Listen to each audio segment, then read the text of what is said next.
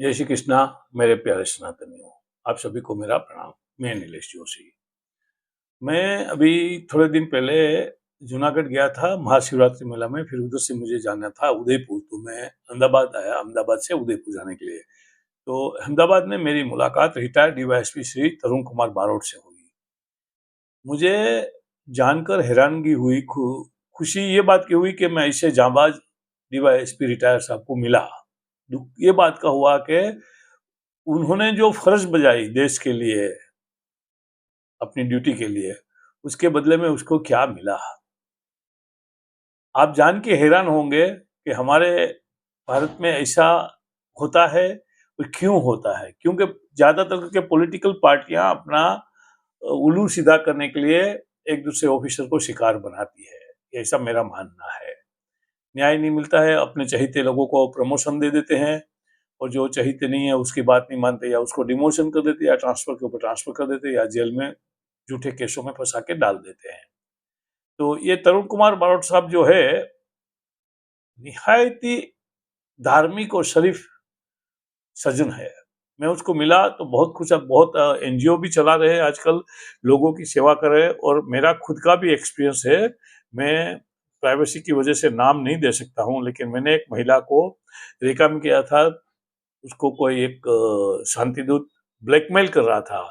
तो मैंने, वो महिला फिल्म इंडस्ट्री से है, गलतियां हुई होगी जो भी हुई होगी, लेकिन वो जो शांतिदूत है उसको बहुत ब्लैकमेल करता था। तो मैंने तरुण कुमार बारोट जी से रिफर किया। ये महिला का केस, महिला अहमदाबाद गई, और बारोट साहब ने ये केस बहुत अच्छी तरह से हैंडल करके वो महिला को, जो भी अपनी रिटायर जॉब को ध्यान में रखते हुए, दूसरे पुलिस ऑफिसर से कोऑर्डिनेट करके अच्छा न्याय करवाया। ये मेरा खुद का एक्सपीरियंस है तरुण कुमार बारोट साहब का। तो हम तरुण कुमार बारोट साहब के बारे में इतना कह सकते हैं कि उसने तकरीबन 40 साल की अपनी सेवा गुजरात गवर्नमेंट के लिए, गुजरात की जनता के लिए जो जो कार्य निभाए हैं। और एनकाउंटर जो लोग कहते हैं, कोई अपने पास उसकी डायरी नहीं होती है या कंफर्मेशन नहीं होता है, कुछ 36 एनकाउंटर किए हैं या हुए हैं बारोट साहब के निगहबानी में। सबसे मशहूर था उसमें इशरत जहां केस, जो बिहार से आई थी पाकिस्तानी आईएसआई की तालीम लेके मोदी साहब को, रमित भाई को मारने के लिए। तो बारोट साहब ने और वंजारा साहब ने और दूसरे लोगों ने उसको इंटरसेप्ट किया, और उसका इनकाउंटर हुआ, क्योंकि वो लोग ने भी पुलिस के ऊपर फायरिंग की थी। ये एक केस है। लेकिन ये ड्यूटी बजाने के लिए बारोट साहब को क्या मिला? झूठे केस में एनजीओ वालों ने, ये जो खास तेस्ता से तलवार है, वो कांग्रेस के लोग हैं।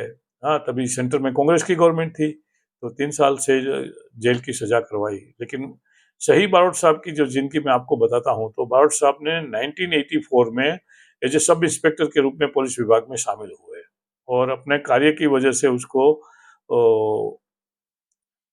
प्रमोशन मिलता रहा। 1992 में खालिस्तानी आंदोलन के उग्रवादी एक लाल सिंह को हथियार के जखीरे सहित पकड़े, और इसकी वजह से उनको प्रमोशन मिला। बारोट साहब एक जहांबाज, मतलब लीडर, जिसको बोलते हैं ना, सर हथेली पे रख के घूमने वाले पदाधिकारियों में से एक है। तो ऐसे बहुत से एनकाउंटर में वो शामिल हुए, जान की बाजी लगा के भी आरोपियों को गिरफ्तार किया या उसका खात्मा किया। और सबसे जो समीर खान, इशरत जहां और सादिक जमाल जैसे कई आतंकवादियों को ढेर किया, जो देश के मासूम लोगों का खून बहाना चाहते थे। आप लोगों को ये जानकर हैरानगति होगी कि उसके बदले में बारोट साहब को क्या मिला। मैं अहमदाबाद में पढ़ा हूँ 1972, 73, 74, और अहमदाबाद में, गुजरात में एक बड़ा आंदोलन हुआ था, नवनिर्माण आंदोलन। मैं उसका हिस्सा भी रह चुका हूँ। तो गुजरात में हर 3 महीने 6 महीने में दंगा होते थे, और हम तो तभी स्टूडेंट लाइफ में भी मानते थे दिल से कि ये दंगा जो होते हैं, वो दंगे करवाए जाते थे। कांग्रेस रूलिंग थी, और अपना वोट बैंक को सिद्ध करने के लिए, हिंदू मुसलमान का भागला पाड़ने के लिए, डरा के धमका के अपनी वोट बैंक कायम रहे, इसलिए करवाती थी, ऐसा मेरा मानना था। लेकिन 2002 के बाद बीजेपी कायम रही है। 2002 के बाद गुजरात में एकल दोकल, एक दो एग्जाम्पल के लिए आप बता सकते हैं, लेकिन आज तक कोई दंगा हुआ नहीं है, कोई कम्युनल राइट्स हुए नहीं है। तो आप सोचो एक कैसा हुआ, क्योंकि 2002 के बाद कांग्रेस कभी गुजरात में पावर में आई ही नहीं। गुजरात के लोग कांग्रेस को पहचान गए, तो कांग्रेस को कभी वोट मिलते ही नहीं और ऑलमोस्ट खात्मा पे आ गई। और अभी जो राहुल गांधी का स्टेटमेंट था कि गुजरात कांग्रेस में आधे लोग भाजपा से मिले हुए हैं और आधे लोग कोई काम करते नहीं है। मतलब एक नेता अपनी पार्टी के बारे में ऐसा बोले तो पार्टी के कार्यकर्ताओं का हौसला अफजाई होगा या डिमोरलाइज हो गए। मेरे ख्याल से तो डिमोरलाइज ही होंगे। जो बचा कुचा कुछ भी वोट मिलने वाला है वो भी अभी नहीं मिलेंगे। और बारोट साहब के पिताजी थे अमृतलाल बारोट, वो भी बड़े सामाजिक कार्यों में हिस्सा लेते थे और बहुत अच्छे एनजीओ वगैरह चलाते थे और विधवा पुनर्विवाह करवाते हैं। हाँ, आज भी उनका कार्य चालू है और गरीब इलाकों में बहुत मदद करते हैं उनके ट्रस्ट के थ्रू। और जब ये कोविड हुआ था तो कोविड काल में भी बारोट साहब ने जगह जगह पे, वो बापू नगर करके एरिया है, बापू नगर एरिया बहुत पॉश एरिया नहीं है, गरीब एरिया है, तो वो एरिया में जाके भी बारोट साहब ने घर घर खाना पहुंचाया था, घर घर अन्नदान किया था। और 30 साल से ये नॉन स्टॉप चालू है बारोट साहब का। मिलने जैसे व्यक्ति है, मैं तो मिलके बहुत खुश हुआ। हाँ, उनका ट्रस्ट का नाम है आनंद अमृत चैरिटेबल ट्रस्ट और गरीब लोगों को बहुत मदद करते हैं। आपको जाना चाहिए, आपको मिलना चाहिए और ऐसे लोगों को हौसला अफजाई करनी चाहिए, क्योंकि हम लोग अगर अप्रिशिएट नहीं करेंगे तो ये लोग कैसे अच्छे काम करेंगे, कभी भी नहीं करेंगे। हम लोग सिंघम जैसी पिक्चर देखते हैं, दंगल यानी ऐसी बहुत सी पिक्चर देखते हैं, राइट, तालियां बजाते हैं, लेकिन रियल लाइफ सिंघम क्या होते हैं? बारोट साहब जैसे जांबाज डीवाईएसपी रिटायर को मिलोगे तो आपको मालूम पड़ेगा कि रियल सिंघम कैसे होते हैं।